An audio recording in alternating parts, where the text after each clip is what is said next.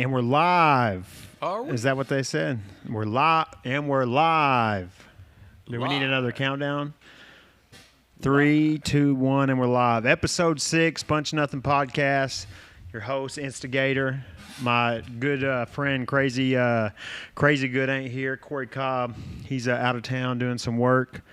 Of course, you know, I had to invite my good friend, the Extraordinaire here, Walter Lee Younger. Of the infamous Black Folk Incorporated. Yes, sir. Hits after hit after hit. Still making numbers on his Spotify. Yes, sir. Still hitting big numbers on YouTube. Yeah. Social media. How do you get all that stuff? I mean, what is your secret to staying successful over, you know, a decade at least? Man, you know. And then the looks, too. Like, I know people will be offended, you know, like, why is he... But, you know, you... have maintained, able to stay young. I see you have what's that on your T-shirt? Oh, T2 Inferno. I work out 4 times a week with my homeboy. 4 times a week, okay. Yeah, Tobe Taylor Fitness on Highway 58, T2 Inferno. I missed it today. I had to get a permission slip to come out. Oh, wow. You know what I'm saying? But it worked out. So it worked out. Yeah. So he's like, oh, I'm going to get a shout out. Okay, yeah, I said, I'm going to give you go. a shout out, man. So shout out to T2. You can miss a day. And everybody in class, they doing it right now. now. Your shoulders aren't burning like they're supposed to. No, I did a couple of them pull-ups. Yeah, and then I said, okay, let me pull-ups. go and holler at Steve real quick and talk about Buncha Nothing. There you go. Yeah, man. But like I was saying, what do you feel like your secret is to maintaining numbers and kind of staying relevant in the music game? Well, I'm gonna tell you, it's a sacrifice. Okay. You know what I'm saying? That means time and then money, you know. So what I do a lot of the times is and we've talked about this. Yeah. I will research a lot of different promotional things, and you ask Yeah. me, like, how did MP3 Wax work for you? You know, Yeah. and different stuff like that. So, and then once I find certain ones that work and give me the best results, I'll stick with them. But you know, it's been me just putting myself even more now in people's face so they can be like, oh, he's got music, let me check him out. You know what I'm saying? That's what I do on the personal thing, but then it's also investing in myself and finding people that have those, you know, those avenues to get my music heard, you know. And right. it's a struggle, you know, because, you know, a lot of times there's scammers out there, you know what I mean? There's people that you've been through that. Of where, course, 100%. you know, where you're like, oh. You know, speaking of scammers, this is funny. Some people on my Facebook may actually know this. I made a post about how big artists actually use fake views. Mm-hmm. But what a lot of artists do is they think, oh, I can fool these people. I can make them think I got 50,000 views and all these comments. No. You see, what they do is they buy 100,000 views to trick the algorithm. Mm-hmm. But they're doing that while they're putting $2,000 in the YouTube ads. Exactly. $500 in this ad, $500 in that ad. So all the big artists do that. Well, anyway, why I'm talking about a scammer is there's this guy who was on the Dr. Phil show. Tony D. Young, I think is his name. Well, he pretty much ripped my status and kind of made it his own. And it seemed like it was like 5 minutes after you posted. Literally, he did that.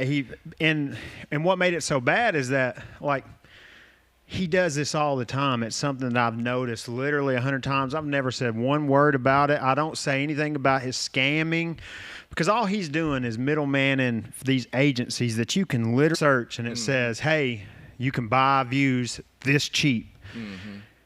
And that's all. He's doing the same thing, but he's telling these artists, oh, no, they're real views. If anyone can tell you an exact number, it's not real.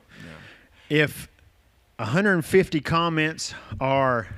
Trap God is my spirit animal, and you know, my dream is to make love to murder you. You know what I'm saying? Like it doesn't make sense. Like you can tell, and this guy he buys because you know they started kind of catching on to that, so he started buying the hate comments. So he's like, oh yeah, see people hate me. It ain't real. Yeah. But anyway, I said that to say like there's so many people out there who try and scam artists. And tell them, oh, well, there's a guarantee in this, there's a guarantee in that. There's no such thing as a guarantee. There are educated, you know, decisions that work majority of the time. Yeah. You know what I'm saying? But, you know, for sure, there's no for sure view count. Yeah. listen count, this and that. But I just thought it was funny. He literally took my status, and then people started posting on there like, you stole this status, and he would delete, and he finally blocked us all. Oh, and I didn't even say a word to him. I just said, I thought it was funny he left off the part that could have been talking bad about him, but he left that part out of the part of it. You know? I noticed that, man. It's funny. it's crazy because I think I saw that one first, your repost of it, and then I went back to, oh, that's crazy. Yeah. And I mean, it's talking about that.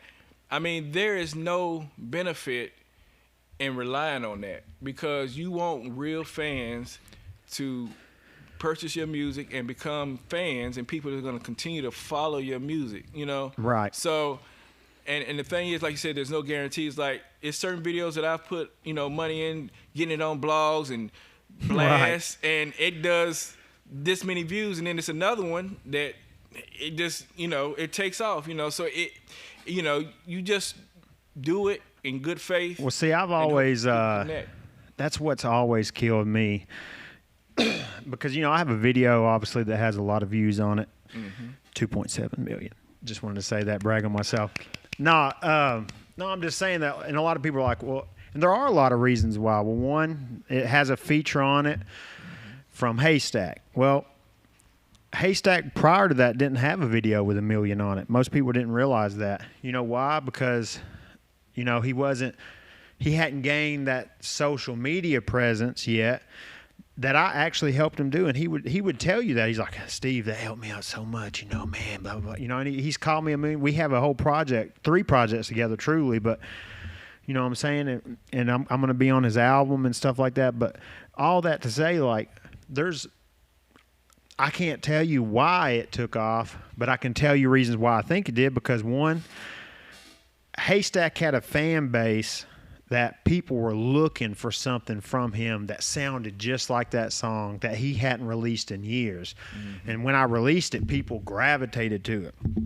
And, two, I knew when we recorded the song that it was a hit song, as far as like it was going to be something that probably people heard the whole album, or I got it out there, people were going to gravitate to it. And people gravitated to it anyway. You know what I'm saying? I hate when people say, oh, well, it's 10% talent and 90%. Well, not who in the industry isn't talented? Like, you don't like Young Thug, but that doesn't mean he's not talented. Oh, yeah, he definitely. You don't like DaBaby. Doesn't mean he's not talented. I do think that. We'll talk about that. But it's correcting itself. But I hate hearing that there's no talent involved. No, you have to still have good music, I think. Like that makes a difference. You got to have the good music, and then that business side of it just pushes out, because there's a lot of good music that just didn't get pushed. Right. You know what I'm saying? That's a big thing. I think you have to have both. Yeah, you definitely have to have both. And what worked for you on that song was the feature. It was a darn good song and a good visual. That made a big difference. Everything. I had a lot of good things that went along with it. Exactly. Like there were a lot of things that went with it. People ask, well, did you buy fake views? No, I didn't. I can be honest with it. Why would I?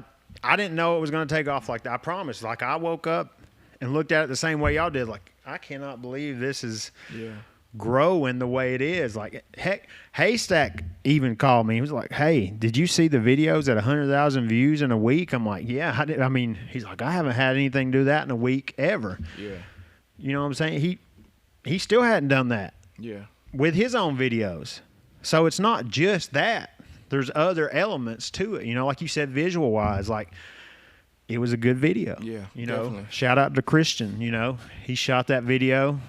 I wish we could do another one together, but, he's moving on to other things. But like I said, I mean, visually it looked good, and the song was good. I think solo, the hook is the reason why it went, and the beat had that live feel to it. People are getting into that kind of live feel, hip hop, I guess, type feel, but I mean, he's the definition of that, and, he finally got a chance to shine, and that was, part of it too. Exactly. So hopefully on that new album y'all got, those projects, y'all got a couple of follow-ups. Listen, I made a mistake and went in the studio the first time thinking only about that song, and it ruined it. Yeah. I didn't think about that song anymore, and I made 10 of those. I promise you. I know that sounds stupid. No, I get it. But I swear it's like I thought about that song. Oh, I got to make a song like Where I'm Going again with Haystack, or We're Not Going to Make, I got to. Couldn't come up with a song. And then literally we go in the studio just vibing, and I promise you we have like 3 or 4 songs. I have 3 songs that we did together that I think are Where I'm Going. Yeah. You're good capable. You see what I'm saying? Yeah, exactly. And as long as you don't water it down, because I remember back in the day, LL Cool J, he had I Need Love, and his next album he had like 4. That's all he had on there. Yeah. Exactly. It's like, and that's the only thing that messed up his album, in my opinion, that next album. But yeah, I mean, and but you have to do that. You know what I'm saying? Because you've got a formula now. Yeah, you see that works, and that's where the business part of it comes in, because a lot of artists I'm not gonna do the same thing over. Why would I do that? I'm gonna, but it would be stupid for you not to capitalize on something that is one, and then you can have other songs that showcase your other talents, your other. Yeah, I mean, and that's the thing. Like, there's so many things that go into music that you wouldn't believe that go into it. Like, everyone's like, oh, I've always thought it was funny listening to fans and supporters and kind of how they see it, which I love hearing it because that's how I can market it. Yeah. But they just don't know what goes into a song, and that like Fat Boy, shout out to him. He started his own label, Outmake Music. Yeah. He the first time he came to the studio, he didn't realize that you record and you can stop and punch in. You see what I'm saying? He didn't know that you add these other layers to it, and that you're going through a song so many times before it's completed. You see what I'm saying? Yeah. And then there's all these little edits and stuff that you don't realize go into it, and these little sound effects that you're like, I didn't even hear that until I watched them do it. Yeah, exactly. And then you hear it more. So, I've always, like I said, the process for me, whenever I'm just in there vibing, it comes a lot more natural, But when I go in there thinking I have to make a song like this, like it just didn't work. Yeah, exactly. And that can be a crippler. You know what I mean? It can stifle your creativity.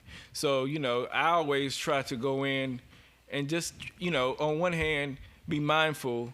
I want to make the best music I can make. But at the same time, when you know what works, it's hard to, tune that off. You know what I mean? Yeah.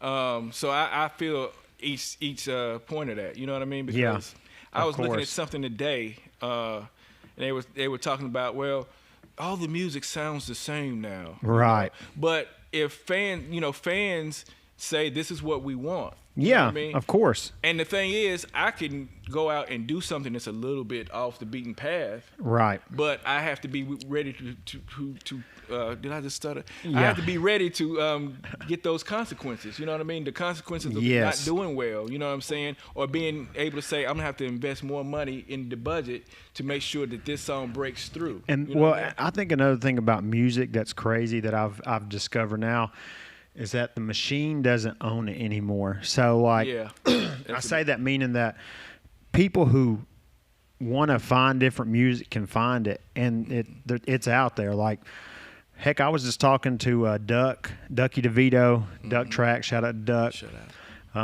I was trying to. He was doing these 3/6 type beats. He's like, oh yeah, this is blah blah blah. I was like, oh yeah, you should shop this to Puya and Suicide Boys and Ghost Main and stuff like that. And he's like, I don't even know who those people are. Yeah. They have 100 million views. You know what I'm saying? Like, but he's not out searching for that. You see what I'm saying? And once you reach a certain age anyway, it's like you stop hearing new music. For me, I'm always trying to hear new music and kind of see where music's going and stuff like that. So, I have a different ear. But, I think that people who say that all music sounds the same or this or that, they're just not looking for it, Yeah, I think there does become a time where your ear just gets used to a certain thing. I remember, like, even when I was a kid, Motown with Big Chill and all that stuff. People, they get stuck in that, and that's nothing wrong with that. That's the music you came of age to. But when you're in the music game, Yeah. you have to continue to diversify your ear and be able to adapt to what's coming up next and what's new, you know. So And, that keeps me going. So speaking of the classics, though, did you watch the verses with Dipset and the Locks? Right, as on my way here, my partner Bilo Brown, shout out to him. He was like, "I'm gonna read what he said." Man, I can only imagine what he said, but he was like, "It's crazy." Yo, yeah, I'm trying to holler at you, man. Trying to celebrate you. D-Block killed them boys.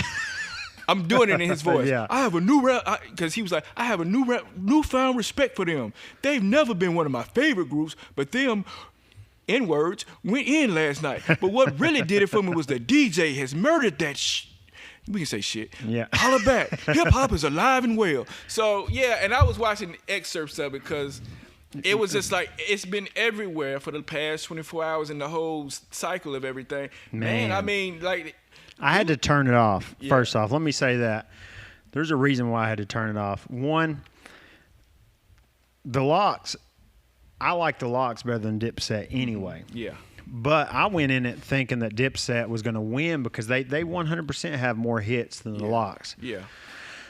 But heck, it's like they went into the battle and they said, you know what, we're going to dress like bums, even though we're the ones who started that pretty boy stuff. Mm-hmm. We're going to go into this and we're not going to be hype. We're going to be, trying to show that we're lyricists. Like, neither one of those things are what people love Dipset for. Yeah. Like, when you... What should have happened? Cam should have came out in that pink, fur coat, had some ladies take it off, and then start off with one of his hits. Yeah. I mean, that's what should have happened. Exactly. Or any song that was a hit should have happened, Yeah, because I think they had "Oh Boy" like way in the middle. Yeah, I mean, by then they'd already lost. This is the thing, like the Locks came out with "F You." You know what I'm saying? Which was a great lead-off song for them because you're thinking, they're not going to bring their hits, but they have lyrics. You know what I'm saying? They have songs that are raw and stuff like that. And Jada's out there just killing them. I mean, he murdered. Like he made them look stupid. On top of that, like he just outperformed them. Yeah. And so the songs didn't even matter. Like by the time they played a hit song, I think people had already just gave up on them and said, screw it. It don't matter what they're playing. We're going to go with the Locks because screw y'all. You know what I'm saying? Like, it was crazy. Like, so I had to turn it off. I couldn't even watch anymore because, like, Jules Santana, I thought he was reading a Dr. Seuss book. I was like, dang, did he really... Does he not have any lyrics? And I thought he was so lyrical back in the day. Yeah, that's crazy. I thought they had the hardest hitting beats, and then I couldn't even hear the beats on some of them. I'm like, I could hear the sample from the Heatmakers in the background, which I love the Heatmakers beats, don't get me wrong, but like they just didn't lead off with anything, nothing that they should have led off with. Here's the list that they had. You can read that off. It's just crazy because, I was looking at that list. Like, I'm ready. Like, first off, who knows I'm Ready by Dipset? Exactly. You want to come out and hit him in the head. Well, see, this is the thing. It ain't Pastor Troy's We Ready. It ain't or No More Playing GA. It's not Archie's It's not like it's not like a hype song. It's more like a laid back We Ready. Like why? Why did y'all do that? Then they did crunk music, which ain't a crunk song. Yeah. But by then, people were just like, "Why did they start it?" Like, if they would have, they started out with a song that was decent. It may have made a difference. It may have changed stuff. If they would have come out looking like Dipset instead of like bums, I couldn't even tell the difference between who was the Locks, who dressed like bums. They don't know how to dress. I don't know how to dress. I'm not hating on them. I'm simply saying that literally they came out. I couldn't tell the difference. And I was sitting there thinking like, I mean, where's Dipset? Is Dipset even there? And then I realized, that's Cam wearing a T-shirt. Like, why is he wearing? And it's not a good a name brand. I mean, I don't know. I don't even like looking at the list. Like, I don't even know the first 5 songs by Dipset. Exactly. I'm like, and that's the thing. I think they came out thinking, this is gonna be like where we can celebrate each other, as some others have done. That works for Method Man and Redman. They're buddies, but. No, the Locks came out there and they were talking. You. No, they came weeks in advance saying we gonna clobber y'all guys. Y'all better come. I don't, so that aspect of it is a letdown. You know what I mean? But At the end of the day, I like how they ended it. They ended it to, get together saying, yo, we came, we were going to talk shit, and then they walked off to the Jeffersons end theme music. You dropped something. Yeah. But, but I did appreciate seeing that, at the end because, yeah, it was like. No, there were times bullying whenever I on thought stage. that the Locks went overboard Yeah. by getting in their face. Yeah, I thought yeah. that they definitely got in their face a little too much. I mean, it was But the thing, all I'm saying is play to that, like do something. yeah. You got to play to it. Okay, if you get in my face on this show, I got to get in your face or I'm going to look weak. It don't Yeah, matter. Like at the exactly. end of the day, like we ain't got to stab each other, kill each other, but I Yeah. got to at least buck up. That was I one don't of- know. Yeah, that was one of the big memes. They saying that Jadakiss, he brought the violence. He You know what I did, mean? I'm like, so I mean, and it is what it is. I mean, they came like in battle mode. They came ready to go to war. And it's versus, and then, a lot of them have been. Well, just, hey, the craziest part about it is that the Locks didn't have those background vocals. Mm-hmm. Well, excuse Yeah. me. They had the background, not the lead vocal. not lead vocals. There you Exactly. go. Yeah. And Dipset had I don't understand. They should have fired the DJ. Dipset should fire the DJ Yeah, that because yeah. one, he didn't start the songs on time. Like he should have came in with something. Like he should have been, nah, you know what? I ain't gonna play this. Like Yeah, they're already losing.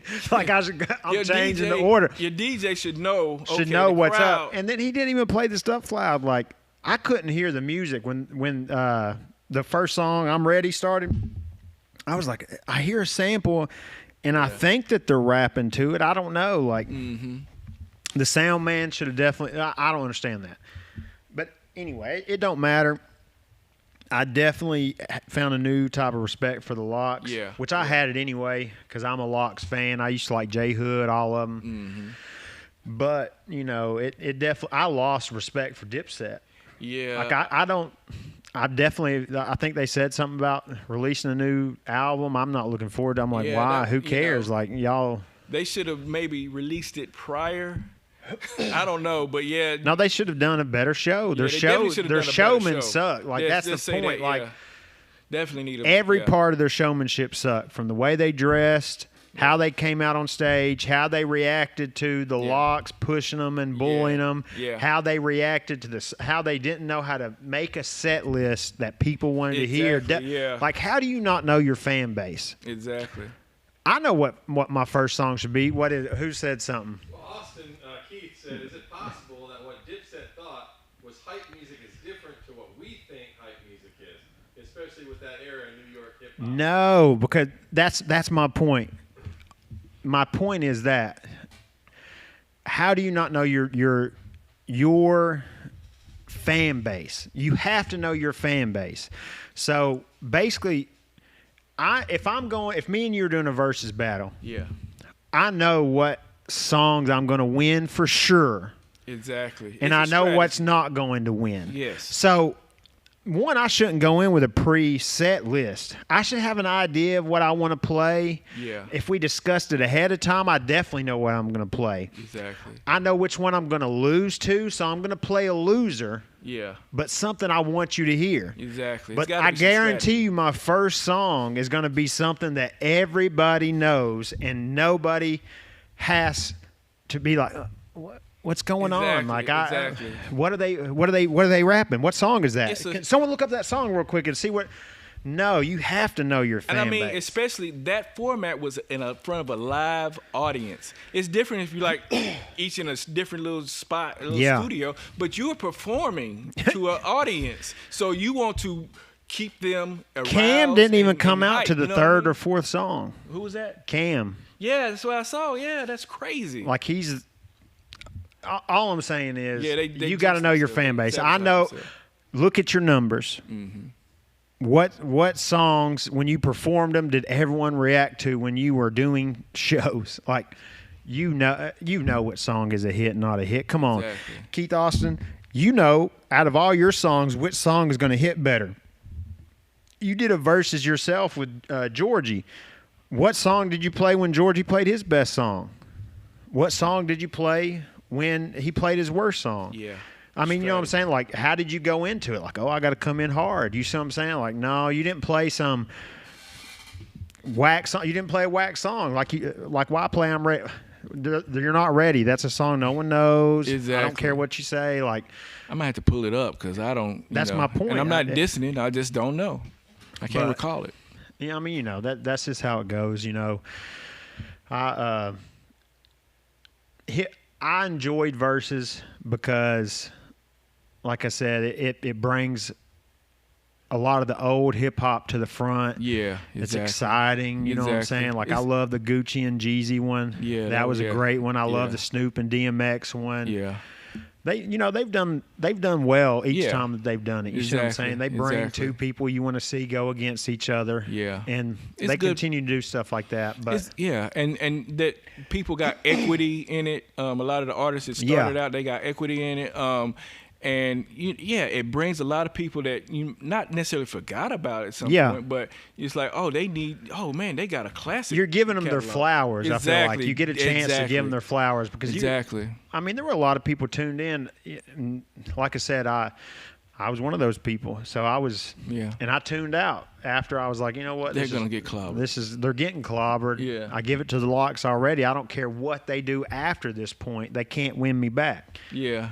That's what I'm saying. So you can't win me back. So what's the point of continuing on? And that's no knock to their classic music. No, none. It's just that they have some classic songs. They did not come for battle. They didn't come for war. And like I said, their performance sucked on top of that. So.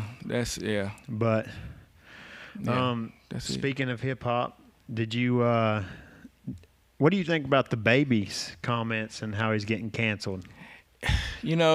It seems like he would have looked at what has happened and what's been happening, from Eminem. I mean, it's a part of the whole thing that, hey, you have to navigate a lot of different things. Yeah. And something that you could have got away with 30 years, 20 years, 15 years, you're not going to be able to get away with that. Well, I think there's a problem, too, that he's not – that people aren't really looking at.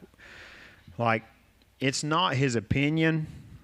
It's who it's coming from, too. And I say that meaning like the Baby, when he first came out, no one cared about his music because it wasn't that great. Mm-hmm. I mean, people were going to say that people didn't like it. He's been doing it for 10 years.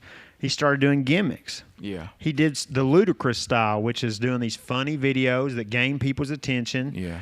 And then he got a team of people to help him make these great songs, which, like Suge, was a great song that kind of put him on the map. Yeah. But if you look at it, it's gangster style music, but it's fun. Like, like no one's scared of the Baby. Yeah. No one's scared of Ludacris. You see what I'm saying? Yeah, exactly. But they love it. It still can be fight music. Exactly. I'm not saying that. Exactly. So, if a gangster rapper said that, I don't think the crowd reacts the same. Yeah. I think that he's made himself into a pop icon. Mm-hmm. And, when you're a pop icon you're trying to make pop music clearly by his albums, you know what I'm saying? How he carries himself on songs, how he does his videos. You have to carry yourself a different way. Like I don't think that he's canceled because of what he said if he's a true gangster rapper. No.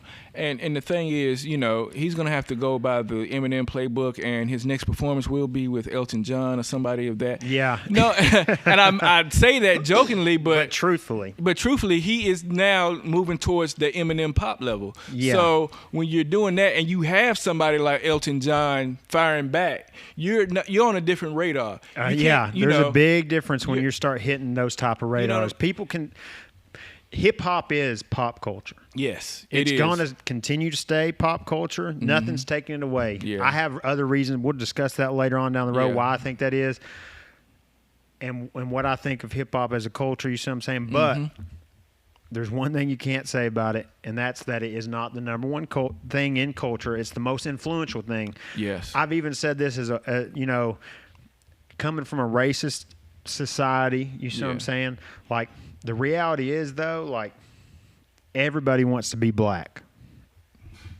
You see what I'm saying? Without being black. As Dave Chappelle said it. You see what I'm saying? Yeah. But I look at that as like a lot of people look at gangster movies or, you know what I'm saying? Everybody wants to be hard. Yeah. So that's why they love that type of stuff. So that's another thing why I don't like how they are trying to cancel the Baby. He talks about murdering people. Yeah, exactly. So that's a big thing that people brought up. That didn't appall you? Yes, but this and don't get me wrong. He smacked a woman. That didn't appall you? Yeah. Oh. What did he say? You know what I'm saying? Like, listen to the lyrics of his songs. Yeah. And you're telling me that he said something about the LGBTQ plus whatever community, and it that's what offends you. Yeah. I mean, I listened to what he said. I didn't think what he said was that disrespectful, because I didn't the way he was saying it. Mm-hmm.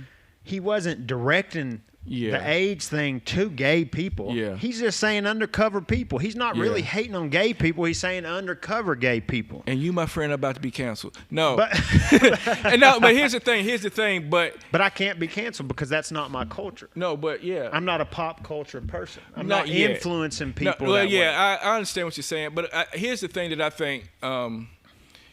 If, like, for instance, I did something yesterday at the gym. I kicked a girl's knee, like when she was standing up in the counter, this actually said, that's harassment. Now, she was joking. Yes. But I have to be aware of that because I don't know what offends people. It might, to people of like minds, that's not offensive. Right. But, to some people, that's offensive. Like, I was a bully in high school. But I didn't know I was a bully. I was just joking around with people. And then it took somebody's mom to call my mom and say, did you know that your son mooned my daughter or something and I was like, oh, I guess from a different perspective, yes, that is that, and that is bad. But what I'm saying is that you have to look at it from other people's perspectives also. From our perspective, That's the problem though. Like, but we're in a society where there's no such thing as a line anymore, but there's a line. Yeah. So nobody is perfect. No. Nobody's perfect. Nobody says something correct every single day. And, yes, he's in front of people. Yeah. And yes, what he said could have definitely been taken offensive, or it wouldn't have been taken offensive. But if you listen to what he said, it wasn't that offensive. I don't care what you say. You can't convince me otherwise. I do understand where you're coming from of thinking, why are you lumping those together? Yes, you shouldn't lump those together, but he's just saying stuff to aggravate people in the crowd, saying that, oh yeah, you got undercover AIDS. People say that all the time. Yeah, they really do. Like, no, yeah. Like when you're making, all I'm saying is there's a line.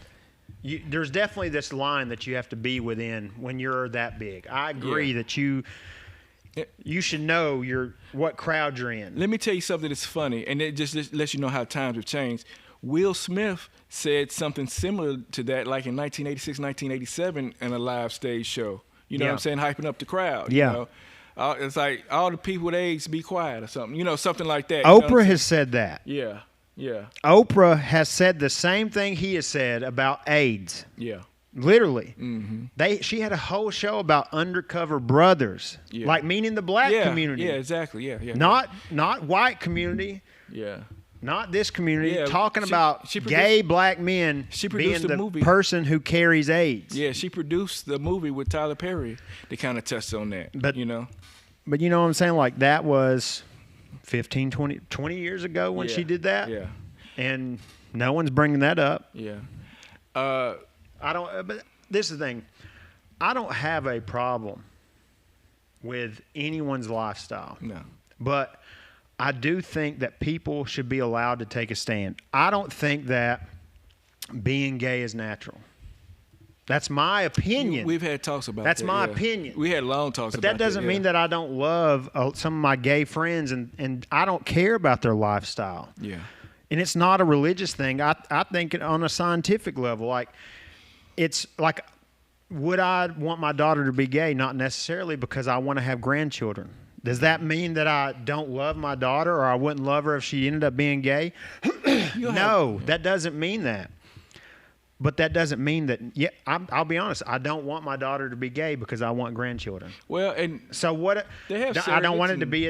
I don't want to adopt it. I want a blood grandchild. No, they can inseminate and do it. See, but there you you want go. to know your son-in-law. We're talking. Yeah, that's Yeah, what I'm talking I about. We're understand. talking about an unnatural thing. Yeah. But that doesn't mean that I care about anyone else's lifestyle that's watching this. I'm talking about me. Yeah, exactly. How I feel about it. I'm not talking about how this person. For example, one of my good friends, Roach, is a lesbian. Mm-hmm. I love her to death. I love her partner. I think they're great together. I'm glad that they have a child and they're raising it perfectly fine. They are great parents. I would never say anything about that. But that doesn't mean that I think that I agree with that being a natural thing or unnatural thing. Mm-hmm. You see what I'm saying? So just because I have an opinion doesn't mean that I have hate towards somebody. Yeah, if I that understand. makes sense. No, I understand. But shifting back to the baby, I think it'll blow over like most things do. I honestly do. I think what you said is going to happen. Like he's going to do a song with Elton John. Yeah. He's already apologized. I already apologized, Yeah. but it didn't work because of how he came across. Yeah. I think it's going to take doing something for that community for it too. Yeah. But I mean, that's what I'm saying. Like it's crazy that people can be canceled for comments that. Yeah. It wasn't a direct. He didn't direct it at anybody specific. Yeah. I don't think he did. Like I think people are blowing that out of proportion. Yeah. But Boosie's coming to his defense, saying all kinds of crazy stuff. But Boosie, that's been his stance from day zero. Exactly.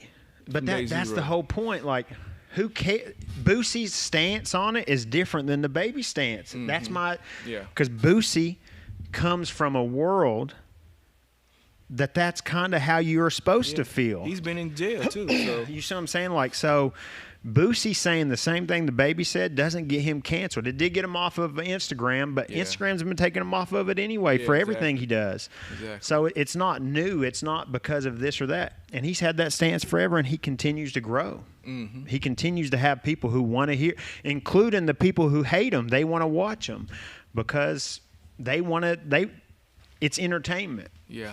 But like I said, I think because the baby's the baby, that's why he got into cancel culture, because he is on a different level than he is than all those people. So I think it'd take, like I said, doing a song with somebody who is openly gay and has a strong pull. You see what I'm saying? Yeah. So maybe that'll happen. We'll see. I guess we'll have to see. We'll stay tuned and keep an eye on that, because I mean, even in comedy, there's a lot of comedians that say, I won't go to colleges and perform. I won't do this. I won't, Yeah. And I'm just going to touch on this. I think it's the generation that came after us. They were raised a little soft. Like, because all the comedians I listen to and all that, like Fred Sanford and Richard Pryor and all, they would not make it now. They would not make it. See, that's the thing. People are definitely soft-hearted. Like, and taking like, this is the thing. I think that social media has given too big of a voice to people who nobody really listens to in the first place. Exactly. But it amplifies. But people amplify it because, like I said, the 1% of people who are actually offended, which aren't even. I mean, I guess I'd need to talk to my, gay friends, but I can't imagine any of them being that offended by what the baby said. Maybe I'm wrong. Maybe they were offended by it. Maybe you're feeling your pride or something like that. But you'd have to explain to me why it was so offensive. You know what I'm saying? But I think that people who have a voice are pretty sensitive, and people just amplify that voice, and people think, oh, well, we got to get behind it. And like I said, there was somebody, Bandman Kevo, I think was his name, or Doughboy. I can't remember who it was. I'll have to find out. He said that a lot of these concerts are doing it for free promotion, canceling the baby. I'm like, yeah. It kind of makes sense because I didn't know about half of these shows until they, canceled the baby. I'm like, oh, yeah, that show is coming up, Yeah, exactly. So, exactly. Maybe it is something that is a promo thing, but I mean, and going back to even what the first topic, everything is a gimmick. Everything is Everything a is a gimmick. So I don't, that's why I say he'll be cool in a month or two. That's just my opinion because I feel that everything is a gimmick. Because I've been in it so long, I can see through. Okay, this is they're gonna tweak this to do this. Next thing you know, it's gonna be that. They've been doing it since the 30s in Hollywood. Rock Hudson was gay, but he had a wife. Right. You know what I'm saying? So they're gonna always, it's Well, show like business. Queen having fat bottom girls. You know what I'm saying? Like, yeah. I mean, they're not. Yeah. He didn't, the other guys did, but no, I mean, but that's my point. Yeah. Like it's you just have to know your crowd. Yeah. That's why the part of this is the baby's fault. Yeah. You got to know your crowd. You got to know who you're playing to. But here's the thing that I want to hit on. We're talking about him. Well, you are right about that. Yeah, so maybe it was the correct decision. I mean, they say any promotion is good promotion. People talk bad about Kanye. I don't think Kanye's that crazy. Personally. He's not. He's calculated in his crazy. You know what I'm saying? So, and it's all to get attention. It's all to get. He does not go crazy until he's got an album dropping. You do not hear about him in the news. And I think that it's hilarious that he didn't. I think he purposely knew he wasn't dropping his album. Yeah. And did a second. He's like, oh, because it made people like, I want it more. Like, I want to know why it didn't drop now. Exactly. Like, why didn't it drop? And it's been 2 weeks, and maybe it'll drop Friday. Maybe it'll drop Friday. Maybe.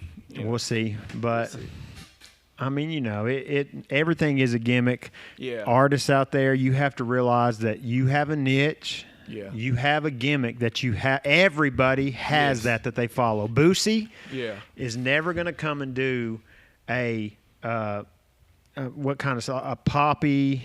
Yeah. He might do a pop song, but it ain't going to work. Yeah. He does gangster music. Yeah, exactly. That gangsters he's feel. He's you got see what I'm his saying? lane. His niche, his lane. He's got his lane, yeah. His gimmick. You see what I'm saying? Like, we don't know. Maybe he is. Maybe he isn't as gangster as he says he is. Why would you be if you're making that much money? But you get what I'm saying? Like, if you look at everybody, the baby, maybe it was part of his gimmick. Maybe because, he was starting to fall off as far as the news cycles go. It's not like people were talking about him. And now everybody's talking about him. Exactly. You look at taking a hard stance on him. Yeah, exactly. So that maybe he's setting up that song with Elton John. Exactly. Because I mean, the first thing I saw after that was Elton John saying something, and then the memes, and I was like, okay. Yeah. And I mean, even if this was not something that was planned, they will flip it to make it work in his favor. Because there's a lot of money behind him. There's a lot of things. Chattanooga Train. Here comes the train. Chattanooga Train, baby. Everybody, you have to appreciate that. And we will have it every show because we're obviously an hour long, so they come during this time frame. But I appreciate the train because I'm from Chattanooga and I love it. But anyway, go on. But I'm sorry. So I lost my train of thought. No, but it's the news cycle. I think that they will work it, to and to build his crowd more, build his audience more. So what do you? Did you see? Speaking of gimmicks, 6ix9ine and Whack 100 did an interview together. They've been really teasing it super hardcore. You have to tell me about that. Whack had made this statement on something. I think it was on his Instagram. Told DJ Academics to get him in front of 6ix9ine. He had some questions for him, and it's almost like Whack 100 is giving 6ix9ine a pass on snitching. And I'm saying that because Whack is known for having these hardcore opinions, and the fact that he's giving him a pass, in my opinion, is opening the door for him to come back in the industry where he was blackballed. Yeah. So it's just another gimmick. Gimmicks. Like they don't think these people know each other. Yeah. But if you listen to the interview, and that's one of the things I want y'all go listen to watch the interview. It's not all out, but watch the bits and pieces and watch it with this eye. Listen to how they know the people around each other a whole lot more than what you would think. Like 6ix9ine starts talking about, this guy and this guy. And Wack's like, well, yeah, we know who got shot in that car, don't we? And I'm like, well, how do y'all both know who got shot, whose kid got shot up accidentally, but y'all don't know each other and you never gave them this pass? And then they mess up and they talk about people Yeah. and knowing each other prior to that. Yeah. If you listen to it, you can hear that they knew each other prior to this. You can hear that they have a lot of the same stories, that they were in a lot of the same places at the same time.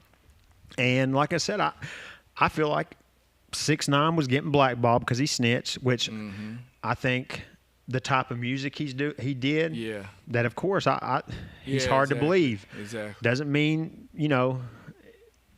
But it is what it is. It's a gimmick. It goes with the gimmick. Yeah. You see what I'm saying? The hair and everything. He wasn't always like that. And I think it's hilarious. I think Yeah. that Whack 100 is part of his gimmick now.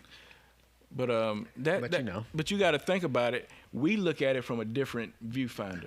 I think so. You know what See, I I mean? think that I've watched everything like I've been doing some A&R work for an investor, which I haven't told a lot of people. And, some people may get offended by it because I'm not picking a lot of Chattanooga music, not because I don't like Chattanooga music, but I'm trying to find people who are going to make money right out the gate who already have something. And I found this white kid who says the N-word a lot. Oh, no. I sent it to all of my black friends, and every single one of them were like, but then they listen to it and they're like, he looks so goofy that it works. Wow. Okay. You see what I'm saying? Like, Yeah. because he looks so goofy, and he has this weird aura of not a Slim Jesus, but a Slim Jesus. You know what I'm saying? Yeah. Like, he looks more like he does do that type of activity, Yeah. but he looks so goofy doing that activity that it works. You're just like, oh, this is dope. Yeah. And they're like, you know what? This could work in Yeah. today's world. Yeah. You see what I'm saying? You need to forward that to me. I need to. I thought I sent it to you. You might have. 94 Fatso is his name. Okay. We might play some of his stuff, but I mean, to me, it's just crazy. And and all he's around, you see what I'm saying, are people who are obviously giving him the pass that can give him the pass. You see what I'm saying? Like, I don't know. Everything's a gimmick. That and you got to look for your lanes. You got to look for your niche. Every niche can make money. Mm-hmm. You got to know your fan base. I know my fan base. Yeah. You see what I'm saying? Like, I know the type of music that will work and won't work. Sometimes I try and force stuff that won't work because that's just who I am and I like the music. But Yeah. I know what songs are going to work and what's not going to work. Like, I know what my fan base is. You see what I'm saying? Exactly. You know your fan Yeah. base. I mean, it everything's a gimmick in the industry. Exactly. But we talked about the gimmicks. We talked about the world being what do you think about the vaccines? Speaking of that, I mean, I know we're doing some switch. Done coughed and we talking about vaccine. No, I mean. Did you see in New York where they're bars, you can't go in the you bars. can't go to gotta have certain places your without proof. your proof. I mean, is that not forcing people to get a vaccine? I mean, the thing is, at the end of the day, no matter your belief, be safe. You know what I mean? Yeah. I mean, that's the thing. People don't want to wear masks. Doctors wear them all the time. You know what I mean? Yeah. And my thing is, I don't, I wear it to go into the store, and when I get in my car, I take it off. I don't ever wear it long enough for me to suffocate. Yeah. You know what I mean? So I take all those things into consideration, but at the same time, I don't, I have my beliefs. I try to have empathy for other people's thoughts on it. I don't have to agree, but I try to understand it. You know what I mean? This is the thing. How do you feel? I think the vaccines are like. I think the problem is that we have a pandemic Yeah. over something that I don't. It's going to sound bad. And this is the thing. I'm going to preface it. My grandmother passed away from COVID-19. Okay. The reality of it is that the people who are dying from COVID were probably going to die from the flu. You see what I'm saying? And then, the earth itself has diseases and things that come along that purposely wipe out population. Yeah. I don't want it to be my family, no. No. But I also am not an idiot, and I understand that sometimes things just come along that are going to wipe out a percentage of a population. Yeah. It's sad. I hate everyone that's died. My grandmother's passed away from it. Yeah. You know what I'm saying? But that doesn't mean that, I'm not a realist in the fact that, I know that I think it's the same. It's just as harsh as the flu. I don't see a difference in it. I don't think we're ever going to have a cure for it. Mm-hmm. I think that, if you want to take a vaccine, take a vaccine. Mm-hmm. If you don't want to take a vaccine, don't take a vaccine. It shouldn't matter what you do, because if you take a vaccine, I hate the agenda that are pushed on both sides. I hate that all I see from my friends that are anti-vaxxers. Yeah. Oh, well, look at this and this and this and this. And I'm like, okay. And then the people who are vaccine people are like, oh, look at this, this, this. And I'm like, it's almost like politics, because they don't have Trump to talk about. Yeah. You know what I'm saying? Like, Yeah. that they got to find something that's something to be upset about, something to be to be upset about on both sides. That both sides have this big argument. And that's why I kind of let me just say, be safe. Whatever your decision is, be safe. Yeah. Take precautions. If you are overweight and you are not healthy, you should be getting at least wearing your mask. Yeah. You should. Like, why? Like, if I see you out and you look unhealthy, you're not wearing a mask, I'm probably not going to feel as bad if I hear you died from it. Yeah. I mean, I hate to say it that way. Yeah. And I have people in my family that would be prone to that. My wife has asthma. She wears a mask. If she doesn't wear a mask and she gets it, I can't be that upset about it. Yeah. Like, or, if she's not taking the precautions, like you said, like washing hands, which you should be doing anyway. There's other diseases besides COVID that are dangerous. Exactly. You see what I'm saying? Like, but I'll say this. Since this started, I ain't had a cold. I ain't had no, don't cough on me. I ain't had no cold. I ain't had nothing, because all the precautions that have been taken, you know what I mean? well, you're a healthy person. Yeah, and that I mean, I know that plays a big part in it. It's a huge part. If you look at the death, and like I said, I'm not a vaxxer or anti-vax. I'm not either one. I think that if there's evidence, which I think that's the problem. We have news, and there's no such thing as a fact online anymore. I couldn't tell you what is and isn't true, because memes exist. And just because they post it on a meme doesn't mean it's real. But people will run with it like, oh, this is a fact. I know it's true. Like, like I don't know what is and isn't true. But I do know that healthy people tend to not die. That doesn't mean that you can't come up with a case that doesn't exist of somebody that was healthy that didn't die. They might have some underlying things. They could have. You can die from it if you are healthy, but the likeliness of it happening to a healthy person having death from it is not true. Yeah. You see what I'm saying? Yeah, I mean, you have a better chance. You have a better if you're chance. taking care of yourself, definitely. So, definitely. Live your life like you want to live. Yeah. And I mean that like as in, if you want to live, do the things that lead to that. If you're out there eating McDonald's every single day, Taco Bell at night, or not eating, properly the way your body should, whether that be fasting or eating, small meals for the day, whatever your routine is, everyone's body's different. So to be honest, there's not a right or wrong answer there. Yeah. Then, you shouldn't have an opinion if you're eating at McDonald's, because you obviously don't care about your body. Yeah. So you don't have. If you eat at McDonald's, I don't want to hear. If all you do is eat at McDonald's, I don't want to hear your opinion about drugs and people who do drugs. I don't want to hear about your opinions about anything health related in your body. You see what I'm saying? Yeah, Why? yeah. Because you don't care enough about your body to eat properly and to work out. Yeah, exactly. Well, then why do you care if someone does drugs? Yeah. You don't care about your body. Yeah, Exactly. It's just not taboo. You see what I'm saying? Yeah. So Everybody should have their option to do what they feel. I think that's the problem with the vaccines, is that I definitely think there should be an option. Mm-hmm. You shouldn't.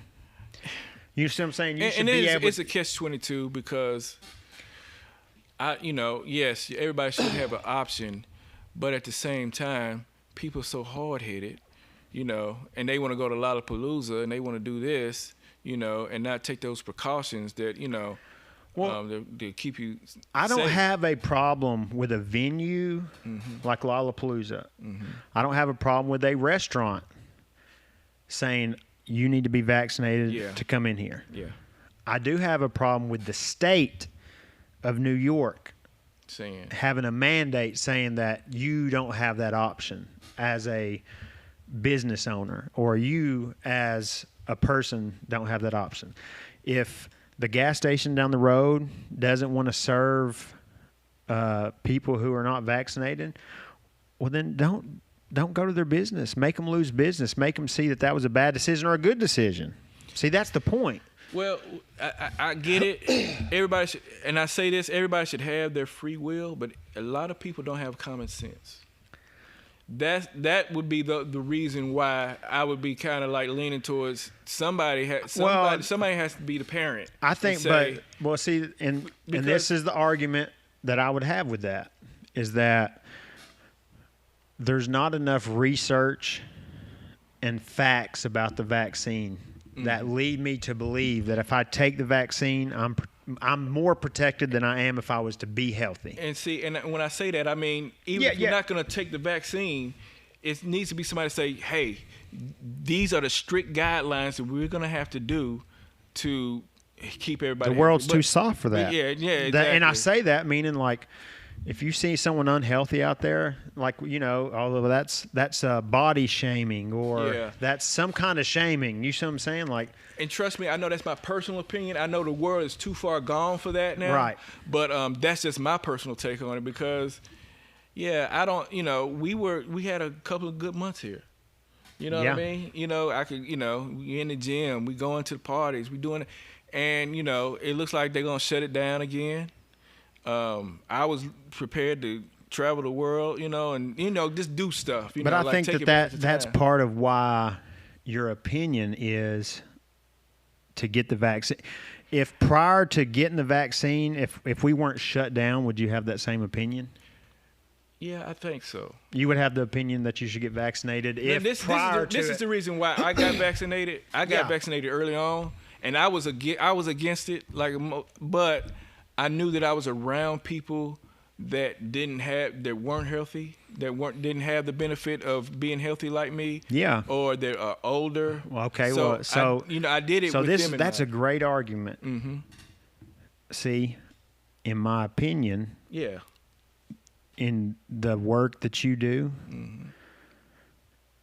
you should be vaccinated. Yeah.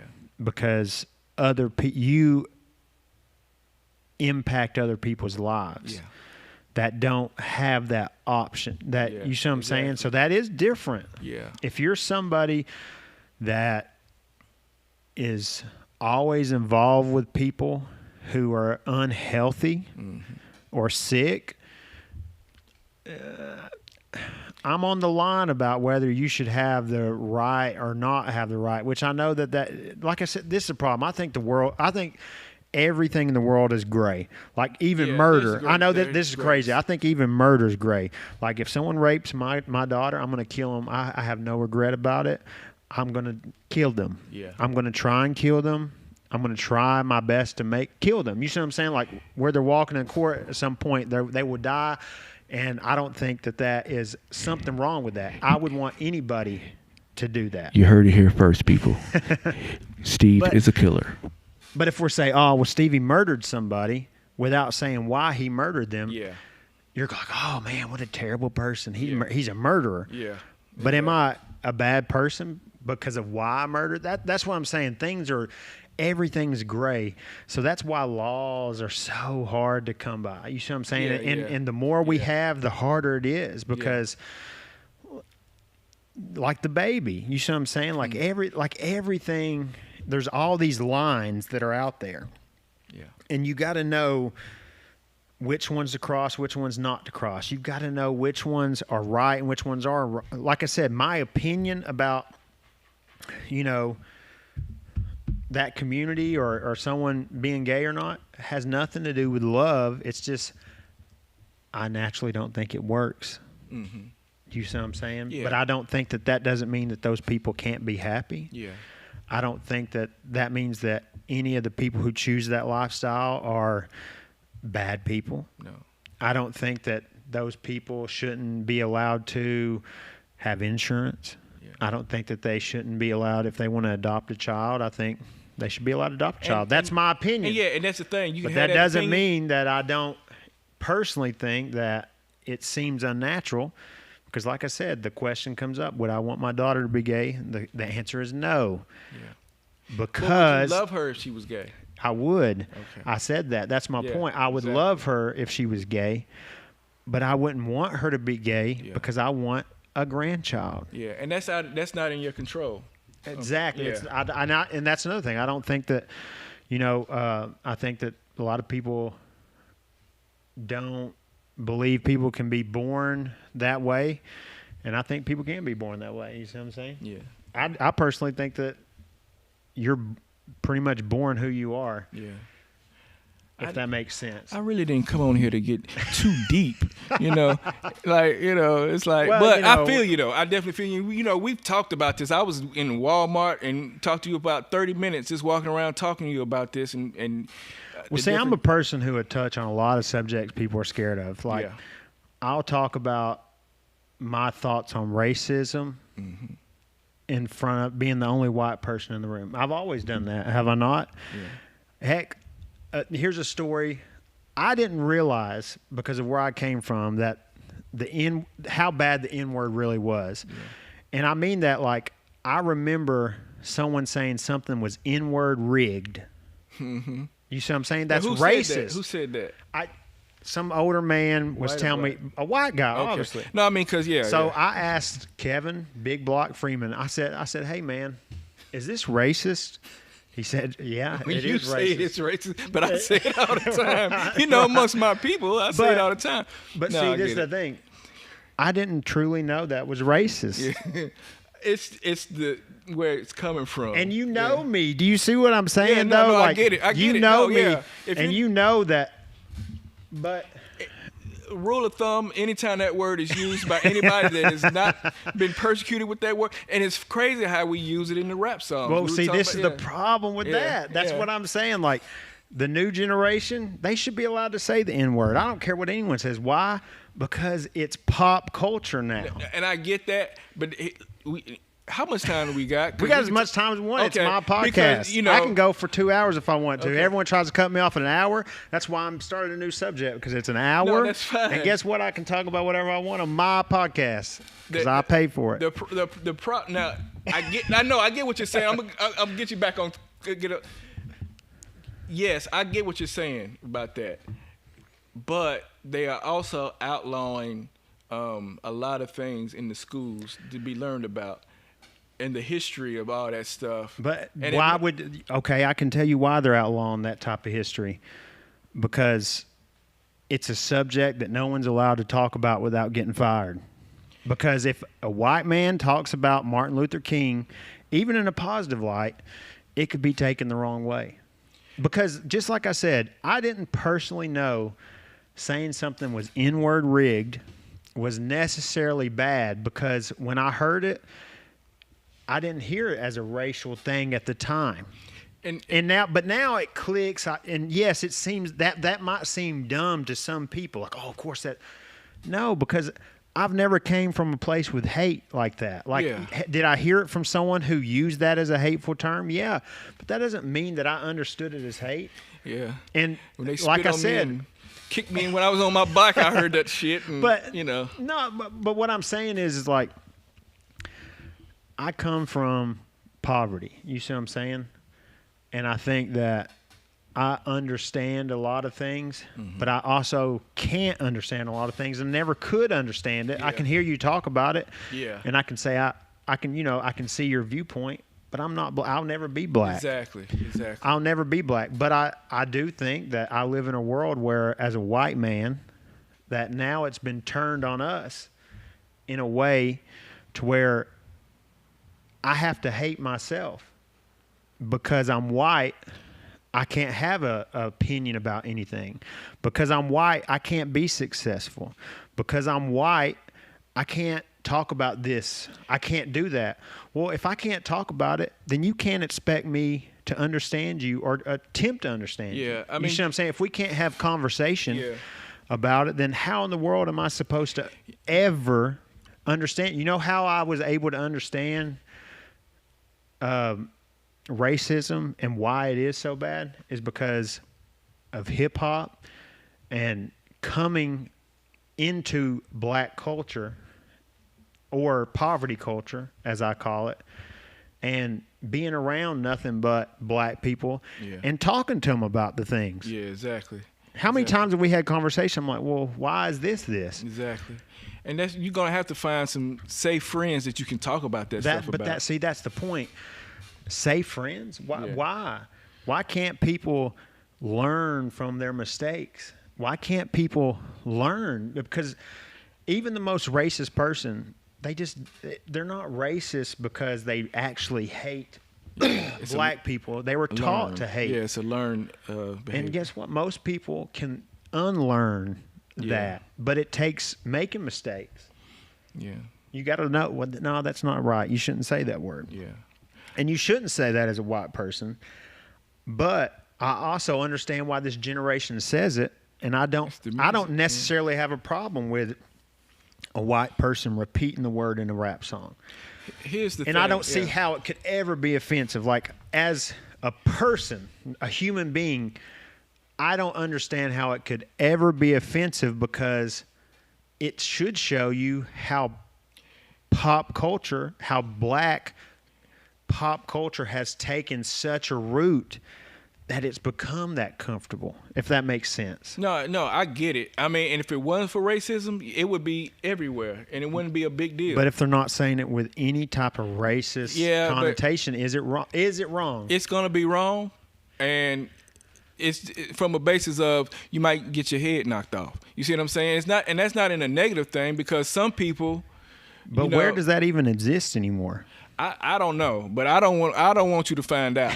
You see what I'm saying? I want you to, I need you around, brother. I understand. But I get exactly what you're talking about. I'm just trying to put a point out there. I agree. Get your opinion about it. No, I 100% understand where you're coming from, and I agree. Like I said, if it wasn't for the racism, it's so many things that would be popular that we could all say. Yeah. You know what I'm saying? And fun and. Because like I said, I grew up on all these comedians that use different things. And people should be able to laugh at themselves and do all these things. But that's my point. I love. Don't say it. I love saying the N-word. No, don't do that. No. I used to love racial comedy. I used to love it when people would make fun of white people. Yeah. I used to love it when people made fun of Asian people. I used to love it when people made fun of white people. I mean, black people. Yeah. You see what I'm saying? Because it was so funny. People, it's like you had this time, and as funny as it sounds, I feel like the moment Obama became president, that their tension formed. Yeah, and if that makes sense, and I know people are going to think I'm crazy for saying that. No, and it was but I think I actually thought we were going in a better direction. Maybe I was just in a different realm of people where I thought people were really starting to come together more. You're always going to have outliers. Yeah. I don't care what you say. There's going to be outliers. You can't just use just those situations. But you see what I'm saying? Like, I've always just thought it was crazy that, like, it felt like to me that once Obama became president, that racial tension went up. And it majorly, I thought. Here he is going back to, it's all about money. It's all about, so there are people that have money that know that they can divide us. I believe that. To their benefit. You know what I mean? So there were a lot of people, the Koch brothers and all them, we can go all deep into that knew, okay, let's divide people even more.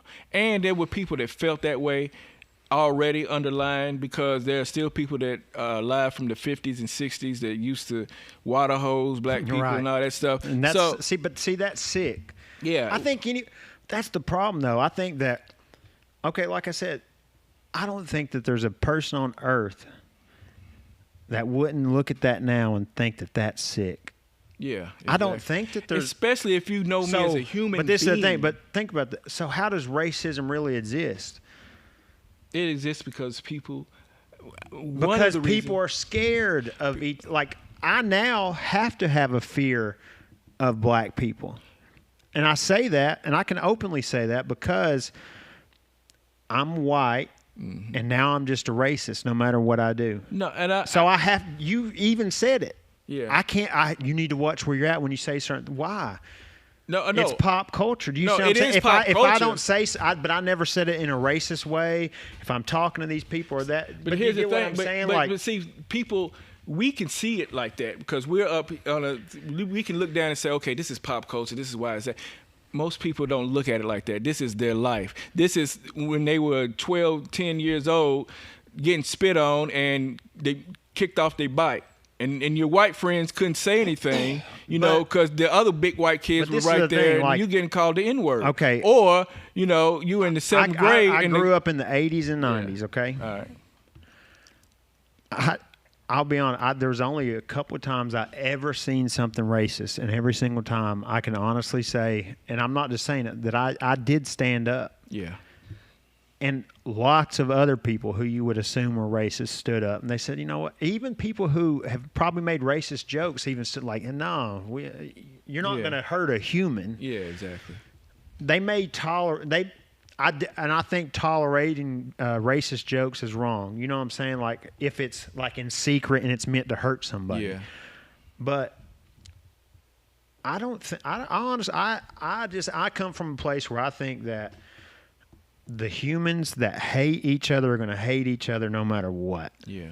And I don't think that it's really tolerated anymore. You see what I'm saying? Like, yes, I believe in police brutality, but I think that a lot of that comes from a place where we're not allowed to have the conversation and we're not allowed to reteach people. Do you see what I'm saying? Like, of course, if you come to Saudi Daisy, and yes, this is racist, if you come to Saudi and you're now black. You tell me, Mom. No, but what I'm saying, if you come to Saudi and you're black, most of the black people in Chattanooga know this. They know, well, you know what? I probably am going to stand out and get pulled over. That is racial profiling, and it's wrong. Mm-hmm. But if more people came to Saudi Daisy that were black and we started having things together instead of divided and you know what I'm saying, we got to take those, then it wouldn't happen. I don't think it would happen. Yeah. I think that racial profiling happens in places where it may, or you know what I'm saying, like in reality, probably the police only see violence in black people. Do you see what I'm saying? Yeah. And then, we talked about hip hop being pop culture. Well, what is most of the music about? Yeah. There's a lot of violence in that. Yeah. You know what? A lot of people before Arnold Schwarzenegger got on, they probably thought he was a dangerous man. I'll be honest. I thought he was a dangerous man. Why? Because he only did violent movies. Yeah.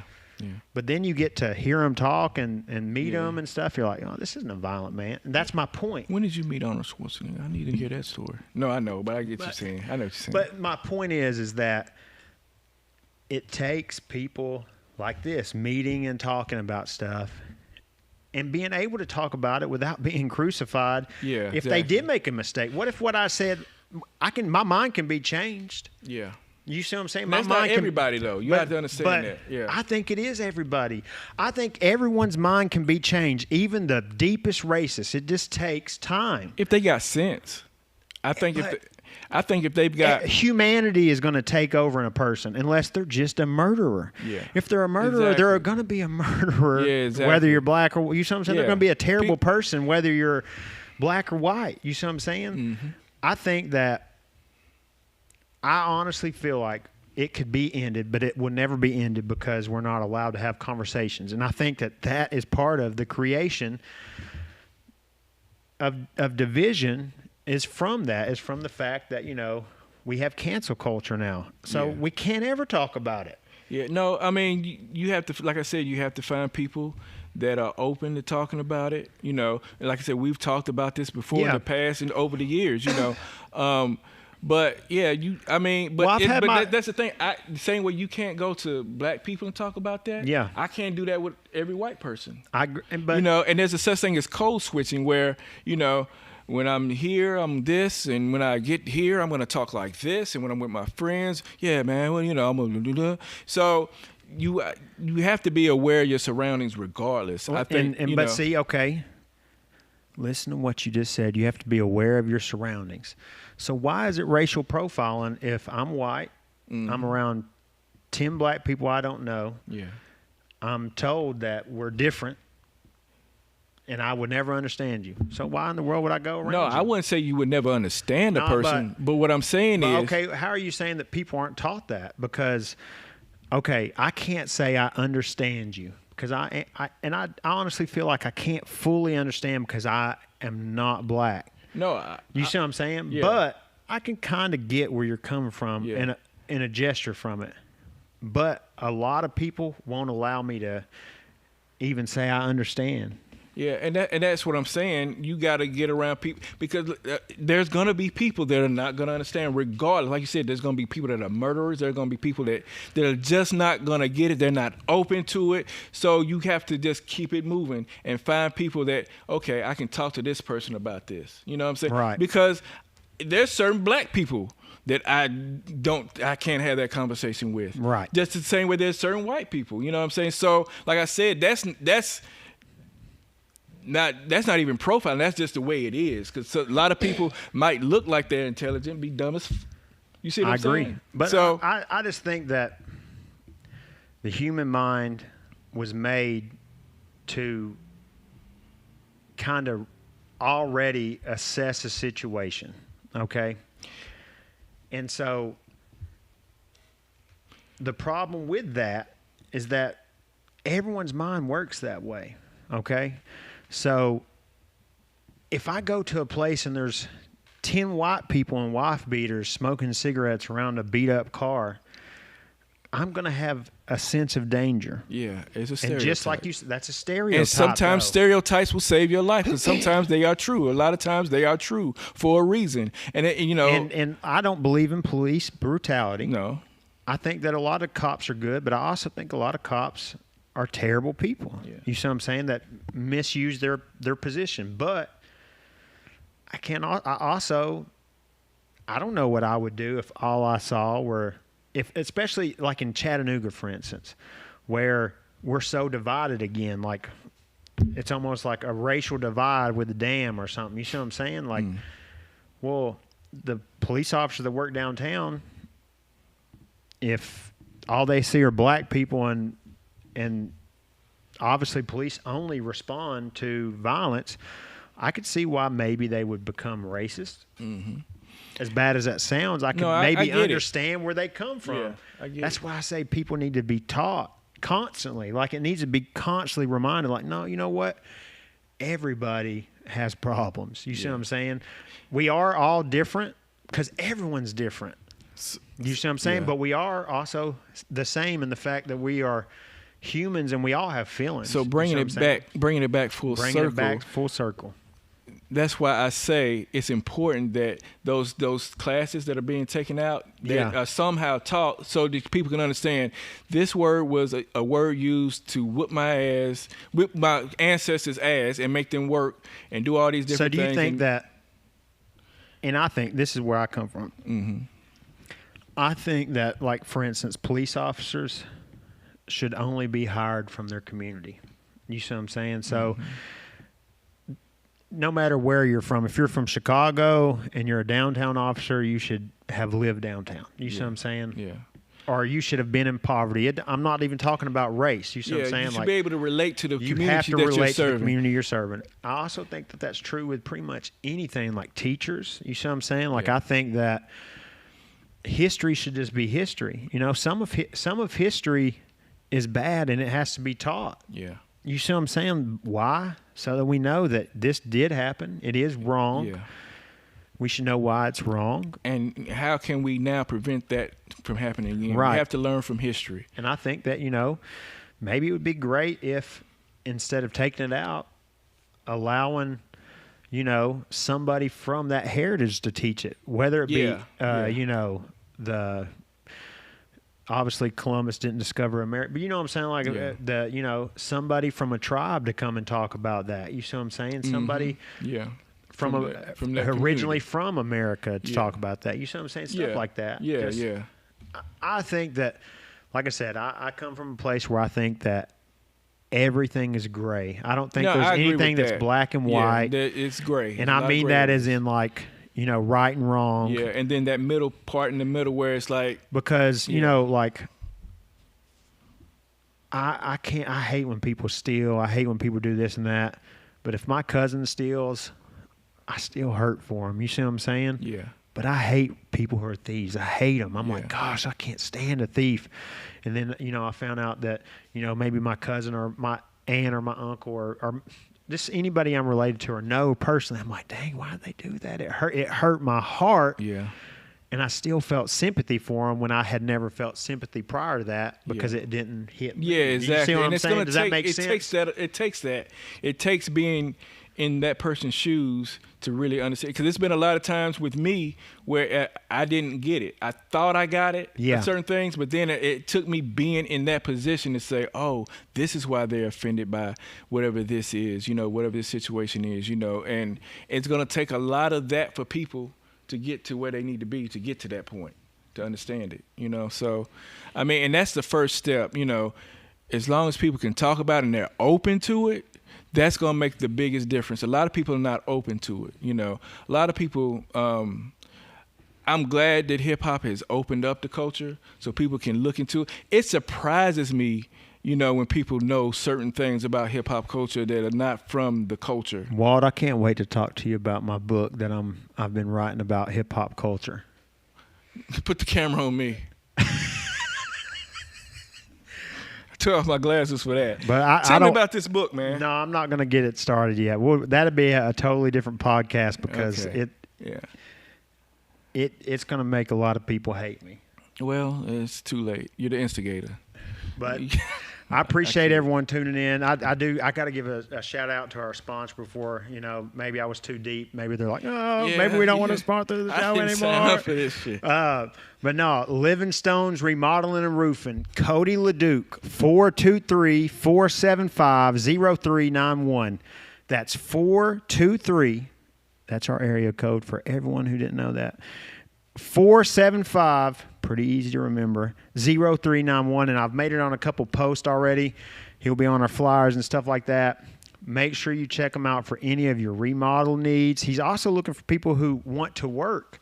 If you need a job and you have any experience, in fact, he said you don't have to have that much experience at all or tools. He'll teach you as long as you show up. So you're looking for a job, hit up Cody LeDuc.